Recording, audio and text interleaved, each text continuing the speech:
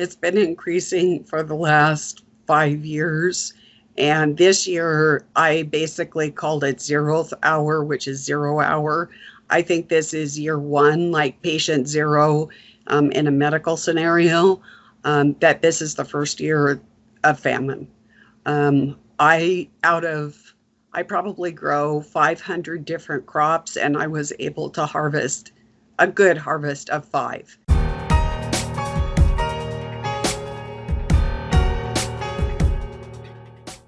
Good afternoon, everyone. Today I have a treat. I know so many of you have been asking about what can we expect with the galactic cosmic radiation? What about this new 5G? What about just radiation in general? You know, people have been writing, asking about Fukushima. What about the radiation in our lives? Well, today I have some answers for you. Celeste Bishop Solum. She just wrote the book, God's Marvelous Protective Provisions for the Coming Nuclear and Solar Storm Crisis. Now, we talked about the Grand Solar Minimum in depth on this channel, the changes with the decreasing magnetosphere. And here we have a book to follow up on that and explain in depth the ways that you can protect yourself using foods, plants, and vegetables around your house and things that you can find quite easily in markets. It's called radioprotective vitamins and minerals. And again, just for reference, this is a medical disclaimer. This is not in any way, shape, or form medical advice. This is artistic entertainment. Yes. And it's an informative talk. It's more about what we can expect as the sun goes to sleep on its 400-year cycle of the Grand Solar Minimum and the cosmic radiation bombardment, as well as terrestrial sources. You know, we need to keep our bodies healthy. So Celeste, I'm so glad you joined me. Thank you. And perhaps it's a convoluted way to get people to become more independent. But, you know, and the food yourself that you're growing, and you say it's a learning curve. I mean, it's a learning curve in the best of conditions, but we're going into a learning curve with extreme cooling coming and all kind of weather mix-ups and seasonal mix-ups where it's the wrong planting season or it extends too long and it's too wet, too cold, and then it's just it's too hot now. You get this equatorial vortex with extreme heat events. So just the basic agriculture, which would have been, you know, like you say, that learning curve, it takes a fair few years. Like, for example, I have an 8-tube grow system out the back, and it took us, it's still taking us time to dial in the lettuces for the heat and the temperature to see. We have 8 different types of varieties of lettuce that we're growing in the tubes. But, you know, it took us a little while to dial them in. And we're still now iteration 2.0. We should be solid. All 108 holes will be full all the time. But we lost a bunch of stuff. And there's a learning curve there. But that's in the best of conditions. So when we get into this more tumultuous grow condition, which I hope you can talk about a little bit because you're doing some really, you know, excellent farming out there, growing your own food. But I mean, you're starting to see these changes already with the seasons being out of sync, and this is only going to add to their learning curve. How much of the out of season sync do you see right now where things are out at the wrong planting time, the harvest might be a little too late or something? What are you seeing where you live? It's been increasing for the last 5 years. And this year, I basically called it 0th hour, which is 0 hour. I think this is year one, like patient zero in a medical scenario, that this is the first year of famine. I probably grow 500 different crops, and I was able to harvest a good harvest of 5. And I grow plants from around the world and different time periods. So for me, I didn't get skunked, but like I had some of my favorite tomatoes. They only sat 1 tomato, and I just harvested peppers yesterday, and some of those didn't even have a pepper. And I didn't even grow my hard to grow peppers this year because I just had this feeling we were going into this convulsive time on our planet. So I didn't even waste the time to grow hot peppers this year. I might next year, but not this year. So I would say we're already in the thick of it, and it's only going to get worse from here on out. I am recommending at this point that people start to grow indoors and get that learning curve going. Use every room in your house to grow food. You know, I've got food growing. I've got ginger and bananas in my bathroom. Right now in the living room, I have coffee, ginger, allspice growing. So I've got food. I've got pineapples upstairs. I've got a citrus orchard, so I grow my own lemons, limes, and oranges in my windowsill. So, and then I've got grow boxes for my greens and my brassicas, my kale, all of that. So even if you have a greenhouse or some hoop house, whatever type of structure outdoors, our environment, and I've known about this since the 80s, is going to get so hostile that you're not going to be able to grow outdoors. They were talking back in the 80s of winds in excess of 350 miles an hour on a continual basis. So that's basically going to level your garden, your greenhouse, your hoop house. So you really need to start investing and get that learning curve going on growing things indoors.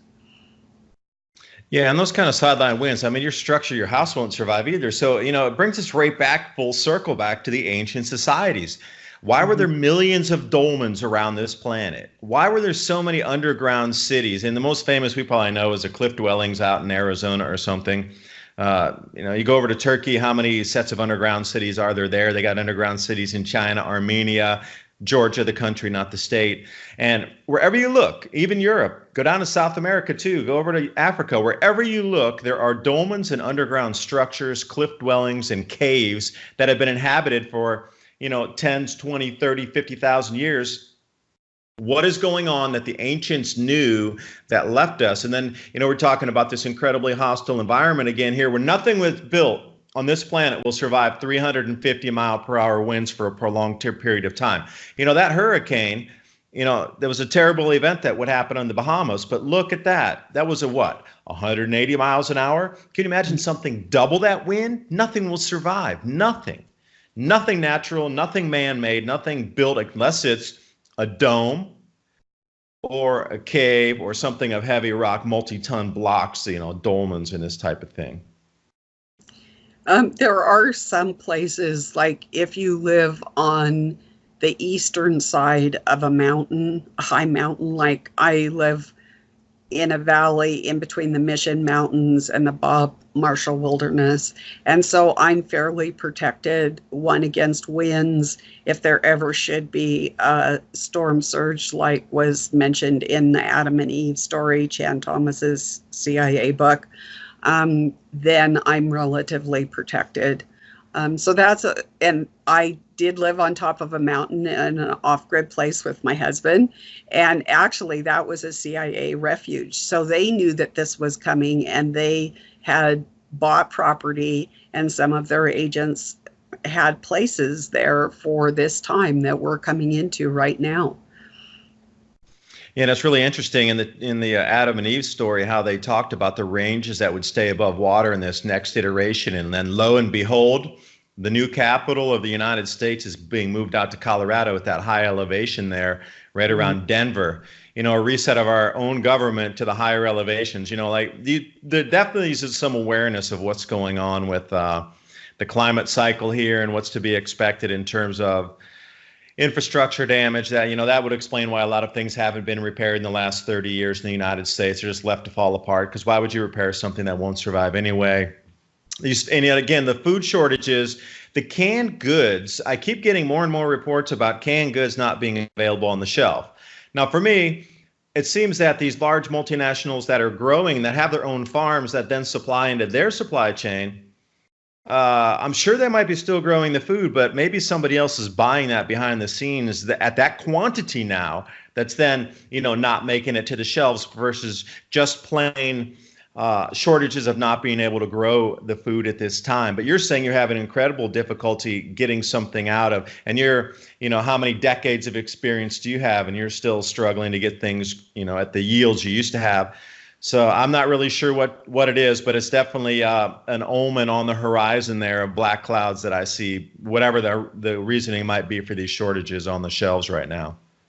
Well, I've got one really interesting example that I just discovered this week. So last week, because I was going to be traveling and I knew that the freezing weather was coming, I moved my citrus trees in from outdoors. Usually I kick the citrus trees out in May and they stay until the first freezing. And I brought them in a little bit earlier just because I've got too many things on my plate here. And they struggled outdoors, which was so rare. Usually my citrus trees, they love it out there in the summer. They sunbathe, they grow leaves, they grow tons of fruit. I have hundreds of fruits on each citrus tree.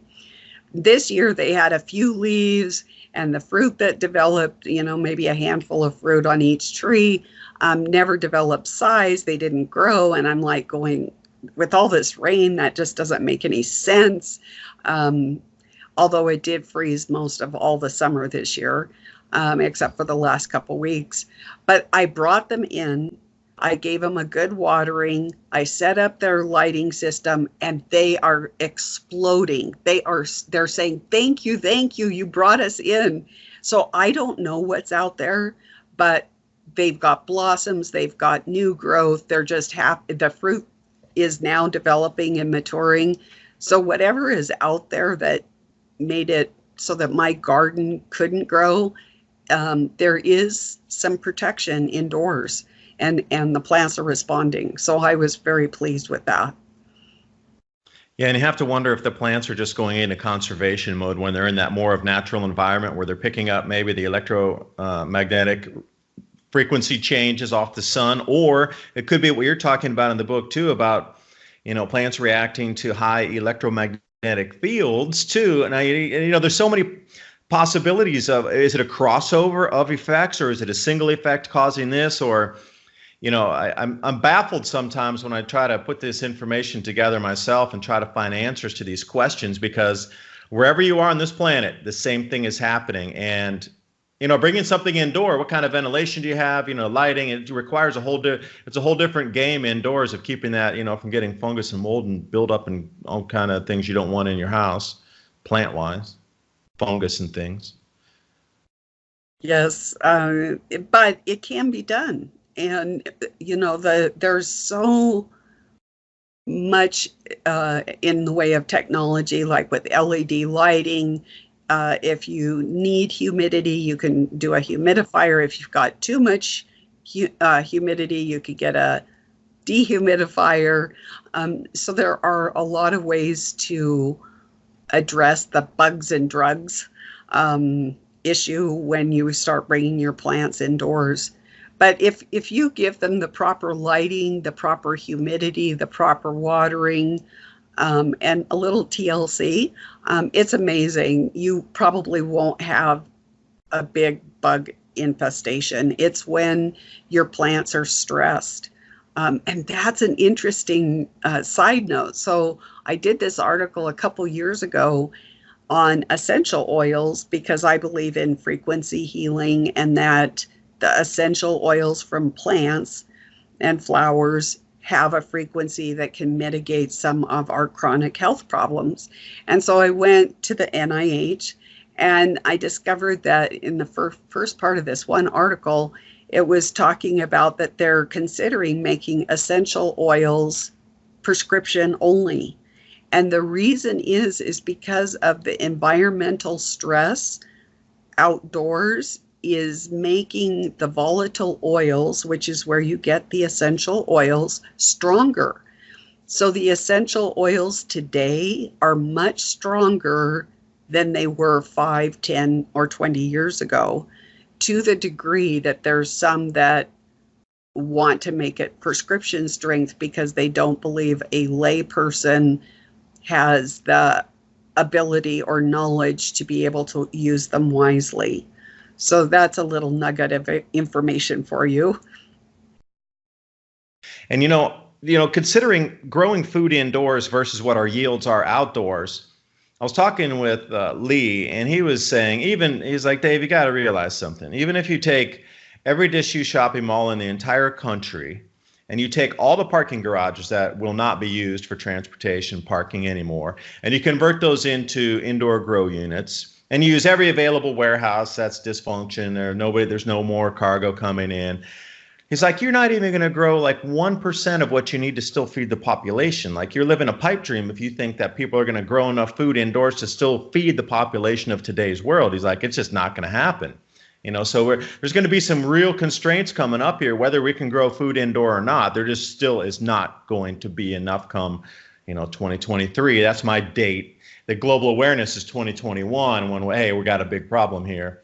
But yeah, I don't know. What do you think about the amount of food indoor grown compared to outdoor? There's a shrinkage on the size in terms of total yields coming in. So, do you have any solutions for that? Absolutely. Grow wild, grow like you were visiting the Amazon jungle. And basically what that means is you grow in layers. Permaculturists know this. So you have a top layer, you have a medium layer, and you have a low level layer. So you can crowd your plants. It's different than crowdsourcing, but it's a plant crowdsourcing. And that way you are squishing all these plants together and you're giving the shade loving plants the shade and the tall plants provide the cover. So it's like the top canopy of the Amazon jungle. And so that's one way that people can grow more food in their homes. And like you said, the commercial availability of food is going to become nil. Your life depends on whether you can grow food in your home. And one of the secrets to growing food in your home is to grow what you will eat. If you hate Brussels sprouts, there is no sense growing Brussels sprouts. I don't care if they're easy. If you're not going to eat them, it's useless. So if you like, that's why I'm growing coffee, because I need to start my morning with coffee. So I'm growing my own coffee plants here in the Rocky Mountains where it gets minus 50 degrees in a normal winter. And I'm really expecting minus 100 with the changes that are taking place. So it is possible to grow densely in your home, just like you would plant high density outdoors in your garden. So just maximize every room in your house. I don't care if it's your bedroom, your bathroom, your dining room. I mean, when people look at my house, and they have since like the 90s, since the 70s, when they would peer in, they would say, oh, your house is like a jungle. And there's so many reasons. One, it grows food. Two, it's like, they're like air filters, and given all the pollution, I think on one of your shows you were talking about the 5G in Europe, in England, and that wet plants or wet forests dampen the effects of 5G. Well, if you spritz your plants in the house, you basically have that same effect of dampening the 5G.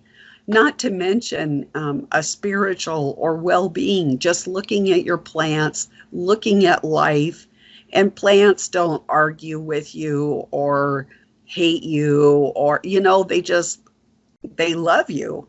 And it'll bring a smile to your face. And we all need that these days with what we're going into. Yes, do you really believe that the temperatures are going to drop that much from what the average lows would be during the winters? Because this year in the Farmer's Almanac, as well as all the volcanic aerosols in the air, we had 5 stratospheric eruptions since the beginning of the year. And discount the one from Chevaluche, the 70,000, but that doesn't count because nobody can prove or disprove. All the information's all erased off the net for those 2 days, so you can't prove it or disprove it. But with that one even taken away, we still had 5 stratospheric eruptions.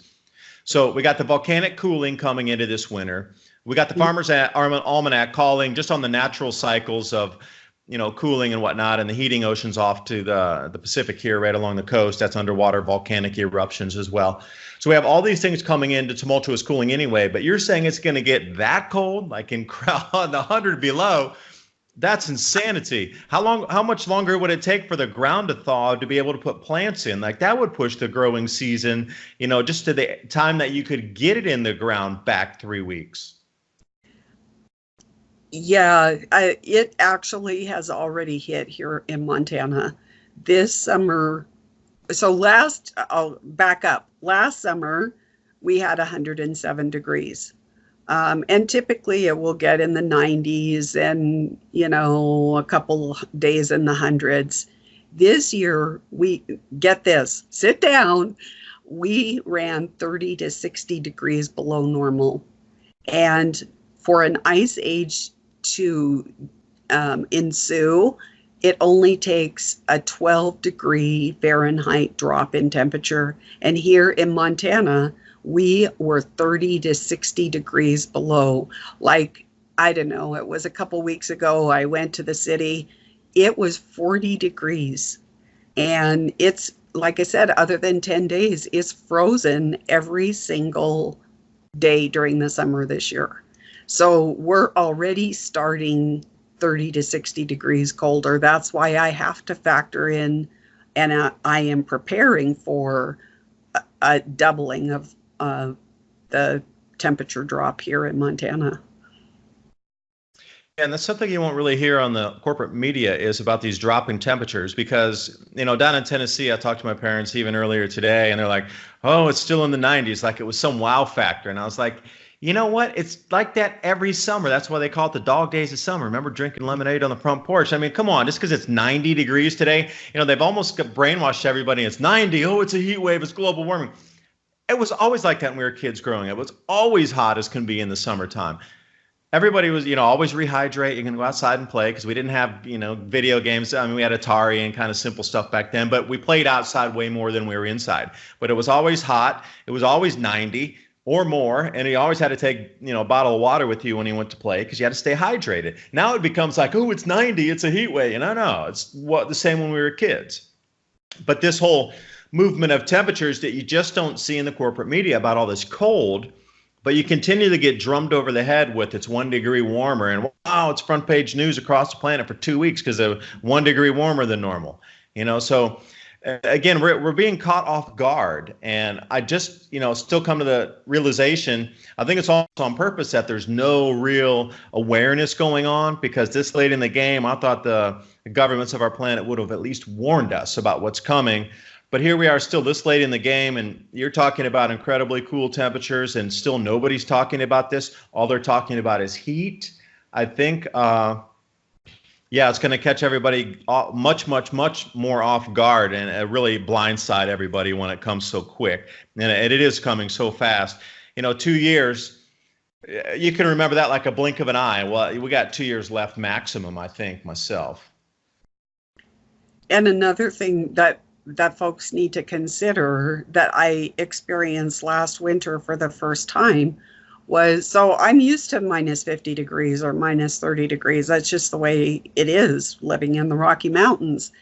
But this past winter, something was different. It was like the earth was cold.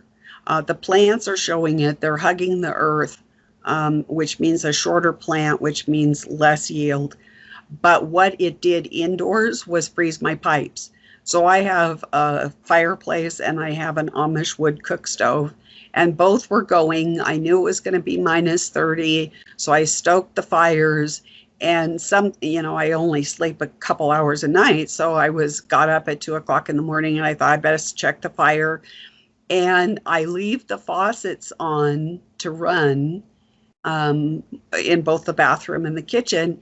And lo and behold, the stupid pipes froze anyway, with a fireplace, a wood stove, and the water running. The pipes froze. So what I did is I jacked up both both fireplace wood stoves and to 90 degrees in the house. And by 10 o'clock in the morning, the pipes had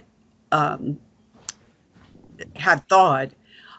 So I think what a lot of people are not, and I'm trying to understand it myself, is that the change in nucleation with the volcanic stratospheric injections, these cosmic rays, the cloud cover is creating this cold environment on the earth. And the nucleation that has changed, where it used to be at 32, you could count on 32 and it would start to freeze. You would see snow or whatever. But now it's slightly changed so that at 40 degrees, it can freeze. And that's going to catch a lot of people, especially in the South or in the southern countries, off guard, because they're going to say, oh, it doesn't freeze here. But when it starts freezing at 40 degrees in their neck of the woods, and all of a sudden their water pipes freeze, it's going to be a big problem. Well, we've seen that the last 2 years in a row down even in Mississippi, where, Mississippi and Louisiana, when I say that, those are states that you do not think of freezing pipes. But that's one of the drawbacks, is it doesn't freeze there normally. So the pipes are so, barely under the ground, a couple 6 inches a foot max. And then they're getting these extreme cold temperatures. And it's the second year in a row they've had just so many water main breaks and frozen pipes and ridiculous infrastructure damage from the water freezing where it doesn't normally freeze. Now, it's the second year in a row, and I usually count after the third year or the fourth year to be a trend happening.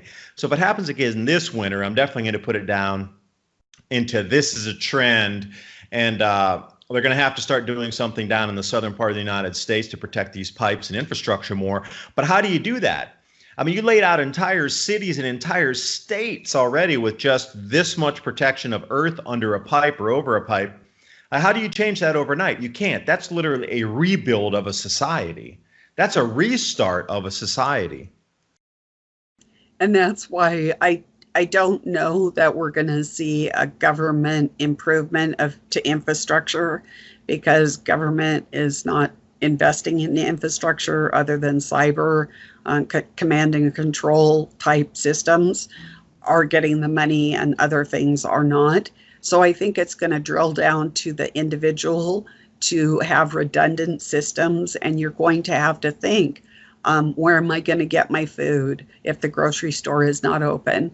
How am I going to get water if my water pipes are frozen, or I can't get water because the pipes are frozen? What am I going to do about sewage? Because that's an issue. When my water pipes broke, I had to have a solution for that, which is a 5-gallon bucket and with a toilet seat on it. And, but then where do you dispose of that? Fortunately, I live in the wilderness, so that's not a big issue unless there's 14 feet of snow out there. But, people are going to have to, on an individual level, have their own plan. And that's why you need to start thinking about these things now. And then once you have a plan, this year, I keep getting hit with this thing broke or that thing broke. So to have a redundant system. So let's say you have a pair of gloves, have 2 pairs of gloves. You have a winter coat, have 2 pairs or have a double. I think each of us has to have a redundant system for those critical things in our life. And for each one of us, that's going to be unique to our personal lifestyle. But there's some general things like you need the food and the water and the shelter. So I would think that you would have to have two systems in place in case one fails. And if the supply chain goes down, you're not going to be able to type in Amazon and have it come to your door. So you're going to have to be able to think through, okay, how am I going to handle these situations as they come up?